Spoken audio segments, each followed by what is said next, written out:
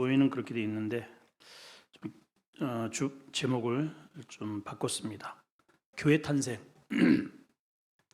오늘 본문은 교회 탄생에 관련된 그러한 교회가 생성되는 최초의 사건입니다. 자, 1절에 보면 교회 탄생이 어떻게 무엇과 함께 이루어졌는가를 보여줍니다. 자, 1절 다시 한번 보십시다. 시작. 오순절 날이 이미 이르매 그들이 다 같이 한 곳에 모였다. 이스라엘에는 3대 절기가 있죠. 첫 번째는 유월절, 두 번째는 맥추절, 세 번째는 수장절. 유월절은 우리가 잘 아는 대로 출애굽을 할 때 있었던 절기죠. 그래서 애굽의 모든 장자를 하나님께서 장자를 죽인다는 것은 사실은 다 죽이는 겁니다. 대표성을 항상 의미해요. 그럴 때 이스라엘 백성들에게는 그 죽음이 넘어갈 수 있는 방법을 제시해 줍니다.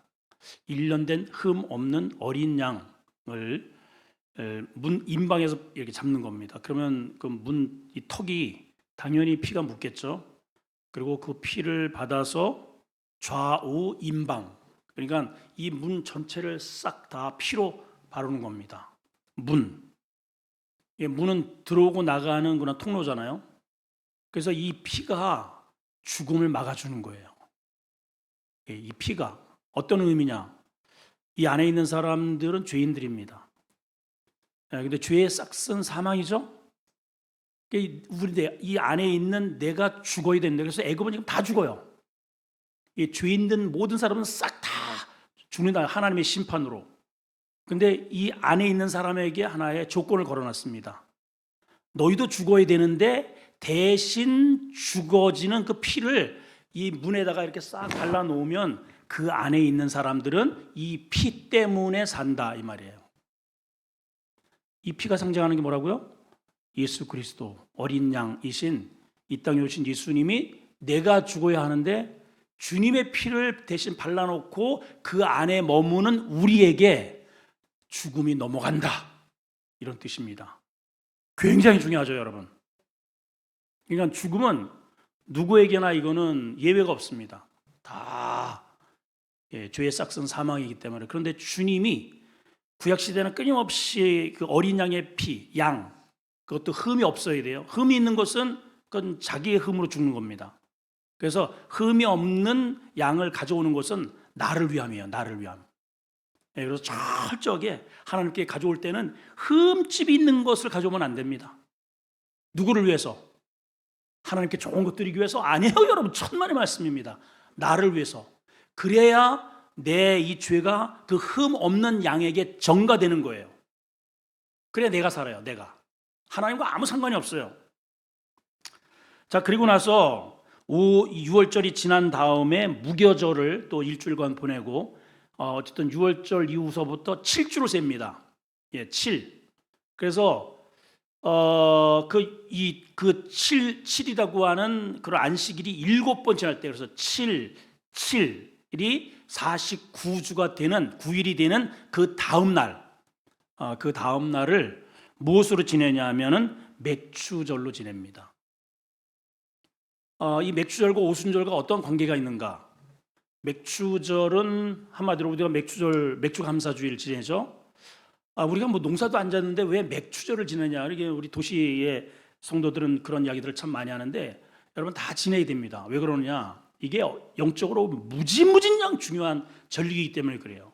이 맥추감사주일이 사실은 성탄절보다 중요한 절기입니다. 부활절 못지않게 중요한 절기예요.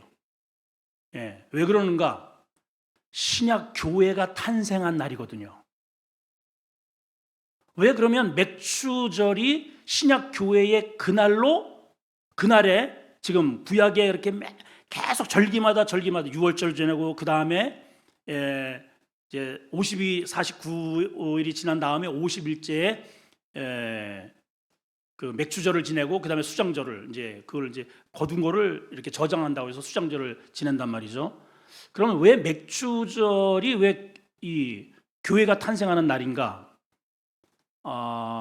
맥추절은 말 그대로 보리맥이잖아요. 첫 수확을 거두어서, 그러니까 우리가 지금 이 우리나라에도 보릿고개가 있었듯이 이 첫 수확, 이 수확을 간절히 기다린 거예요. 겨울 내내 먹을 게 양식이 똑 떨어졌을 때 이게 모든 사람을 살리는 첫 열매인 것입니다. 그래서 그 첫 수확을 먼저 딱 베어가지고 하나님께 먼저 감사함으로 드리는 그날이 맥주절이거든요. 그럼 첫 수확을 드린다는 것은 어떤 의미냐? 예수님이 이후 6월절서부터 맥주절이 오기까지 거의 이 생명의 기로에 거의 서요. 이렇게 하루하루가 정말 아주 그 굉장히 빨리 어쨌든 보리와 밀 그 시기가 와야 되는데 그래야 우리가 사는데 하는 그런 마음으로 지낸단 말이에요. 이스라엘 백성들이 이제 가나안 애굽에서 이렇게 탈출을 해가지고 그 맥추절이 올 때까지 광야를 걸어 있단 말이에요. 그래서 그게 기간이 얼마냐면은 2달 보름이었습니다. 그래서 그게 똑 떨어지자 하늘에서 하나님이 양식을 내리시죠. 그렇죠? 그렇죠? 자, 7이 49, 그 다음에 50일째가 맥주절을 그랬어요. 그러니까 이제 그 기간과 거의 이렇게 지나오는 사람은 자기들의 양식은 떨어지고 불안불안하고 정말 간당간당하고 그러한 가정 속에 하늘에서 놀라운 기적의 역사가 하늘문이 쫙 열리더니 하늘에서 만나가 떨어졌단 말이죠. 그리고 이제 광야에 하나님께서 모세를 불러 올리셔서 광야에 율법과 그다음에 하나님의 임재하는 처소를 주셔가지고 만나는 그러한 처소가 생깁니다. 그거를 이제 성막이라고 하죠.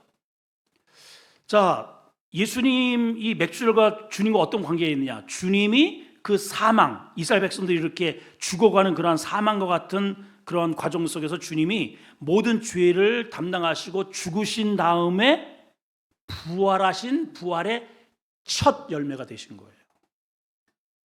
그 첫 부활의 첫 열매가 되는 바로 그날에 오순절의 역사가 일어난 겁니다.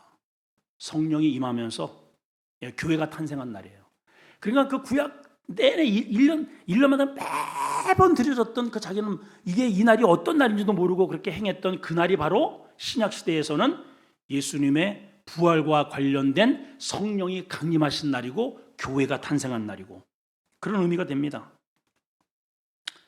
자, 오늘 여기 말씀해 보면 이렇게 돼 있어요. 오순절 날에, 그러니까 맥주절이에요. 부활의 첫 열매가 되는 바로 그날에 어떻게 됐다고요? 그들이 다 같이 한 곳에 모였다. 이 그들이 누구예요? 예수님의 승천하는 것을 본 그 사람들이에요. 아무나가 아닙니다. 그리고 주님이 한 말씀하시고 천국으로 올라가셔요. 내가 다시 올 거야. 그리고 너희는 그냥 흩어지지 말고 내가 너희에게 약속한 보혜사, 너희를 변호해주고 함께 해줄 보혜사 성령을 기다려. 예루살렘은 떠나지 말고. 그래서 이들이 모인 곳이 어디예요?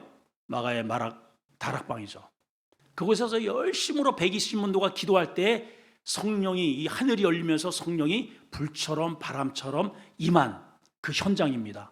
그 현장이 예루살렘 건물이 아니고 이런 조그만 마가 다락방, 개인 방에 성령이 임하면서 신약교회의 새로운 교회의 형태가 세워진 거예요.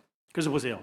그들이 다 같이 성령의 임재를 기다리면서 모인 곳, 여기가 신약교회의 태동이란 말이에요. 이렇게 모인 곳 여기예요. 이게 교회란 거예요. 아멘이죠? 예. 자, 그러면 왜 이 성령과 관련해서 이 교회 탄생을 알려주셨는가? 이제 이유가 있습니다. 자, 잘 보세요.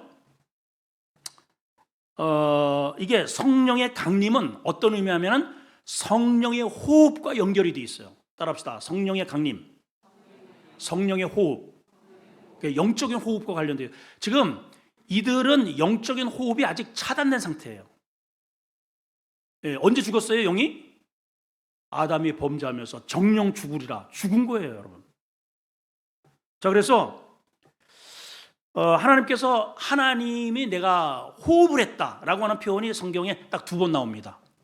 예, 어디에 나오는지 한번 찾아보세요. 창세기 2장 7절. 이게 최초에 하나님이 호흡하시는 것을 기록을 해놨습니다. 자, 읽어보세요. 아주 중요합니다. 자, 시작. 여호와 하나님이 땅의 흙으로 사람을 지었어요. 자, 우리는 이제 본래가 흙덩어리입니다. 짐승 다 똑같아요. 개, 돼지, 무슨 모든 이런 식물들은 그냥 죽으면 그냥 흙이 되는 거예요. 그죠? 우리의 본질, 이 요소도 바로 죽으면 그냥 흙으로 돌아가요. 이 육체는. 그런데 이 똑같은 이 흙이라고 하는 소재를 만들기는 만들었는데 우리 인간에게 하나님께서 특별한 조치를 하나 취하셔요. 그게 뭐냐? 그 뒤에 이야기입니다. 다른 식물들은 그냥 있어라 끝이에요. 근데 우리 인간에게만 하나님께서 특별한 다른 이 동물이나 바다의 그 거대한 고래나 뭐 이런 것보다 차별성을 한 게 있는데 그게 뭐냐면 하나님의 형상을 불어넣어요. 그게 뭐냐면 그 뒤에 겁니다. 자, 시작. 생기를 그 코에 불어넣으시니. 그러니까 하나님의 호흡을 주었단 말이야. 그래서 하나님의 생기를 우리한테 주신 거예요. 이해가 되세요 지금? 그러니까 다른 이 동물 아무리 멋져도 사자도 호랑이도 이 지구상에 얼마나 멋진 그런 짐승이 많습니까? 그들은 하나님이 주신 호흡이 없어요. 그냥 죽으면 그냥 그것으로 끝입니다. 그냥 흙이 되는 거예요.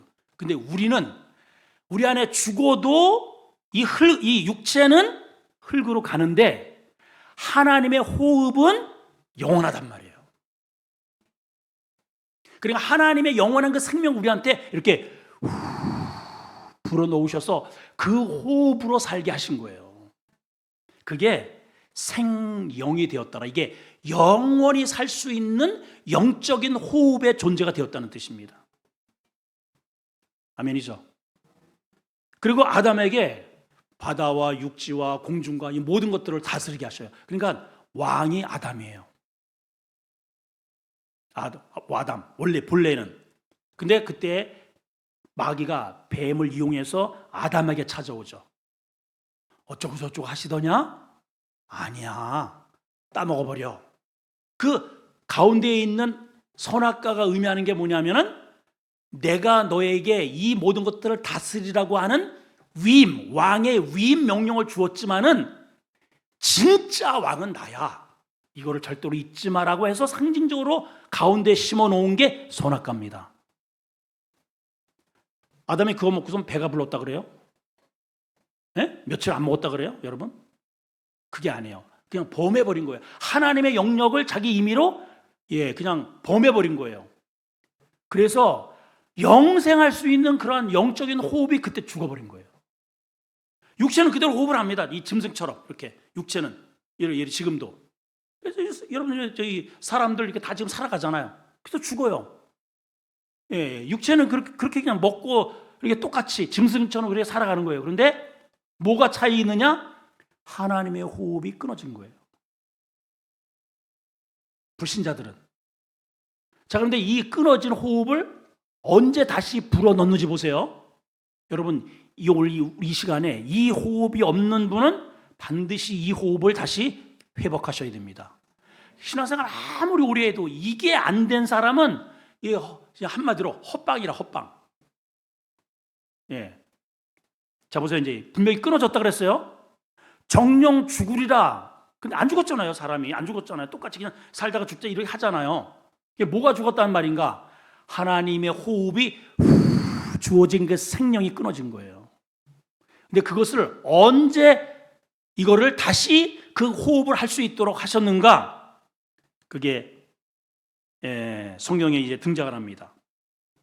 자, 우선 하기 전에 호흡이 끊어진 상태에서 이 사람들이 어떻게 살아가는지를 한번 보시면 창세기 6장 1절에 3절. 그래서 왜 하나님이 물로 심판을 하실 수밖에 없었는지에 대한 이유가 나옵니다. 자, 한번 읽어볼까요? 창세기 6장 1절에서 3절입니다. 시작.